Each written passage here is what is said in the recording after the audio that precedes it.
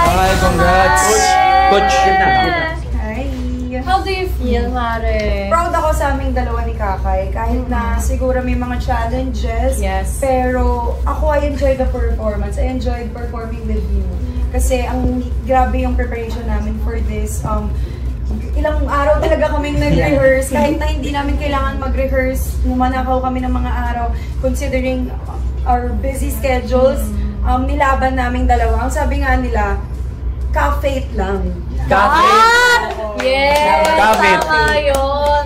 And, babe, Kakay. You did so good. What happened? I'm gonna cry. I know there's more to it with the burst of emotions.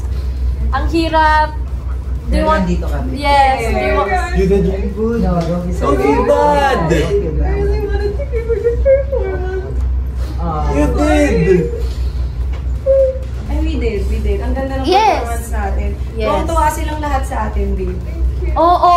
At actually, yung pagbukas pa lang ng ilaw, pagtutok sa inyo, tapos yung mga ganun, iba ka dun, Kakay. Maraming tumatak sa kanila na, alam mo yun, na positive.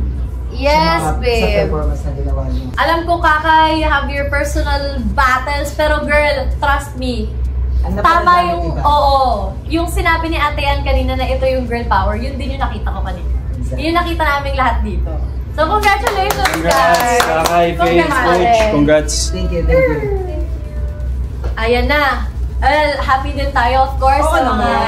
Si Thea tsaka si Das, si Thea talagang, talaga siya, sobrang stress niya talaga dito. Grabe din ang pinagdaanan nila. Kaya proud na proud ako sa ating top 2 though. Proud na proud kami sa inyong lahat. Sobra. Grabe yung hard work ninyo. Okay, sige. And paparating pa lang tayo sa exciting part. I'm excited for the both of you. And of course, ikaw din, Mare. Mahaba pa yan. Mahaba pa yan. Well, mag-ready na kayo for our next, for the finale part of this episode. So, go guys! Congrats, guys! So guys, you did well. Thank you, Coach Aljon. Thank you. Go, Mare, purr! Thank you, guys. Purr. Yes! On the floor.